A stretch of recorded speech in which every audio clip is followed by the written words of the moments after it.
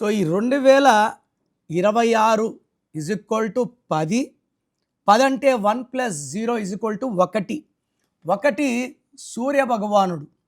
సూర్య భగవానుడు దీవెనల వల్ల ఈ 2026లో పుట్టిన వాళ్ళకి నీతి, నిజాయితీ, క్రమశిక్షణ, పట్టుదల, ఆత్మాభిమానం పుష్కలంగా ఉంటాయి. వీళ్ళు ఈ వ్యాపార రంగంలో చాలా బాగా రాణిస్తారు. గవర్నమెంట్లో ఉంటే వీళ్ళు కమాండింగ్ పొజిషన్స్ లైక్ ఐఏఎస్, ఐపీఎస్లో ఉంటారు. సో 2026లో పుట్టిన వాళ్ళకి 2 నంబర్లు వ్యతిరేకం.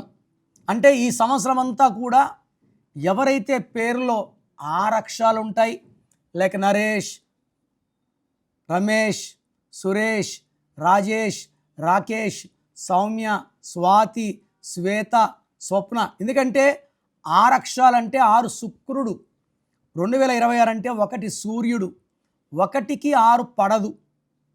1 6 పడకపోవడం వల్ల కోపం పెరుగుతుంది.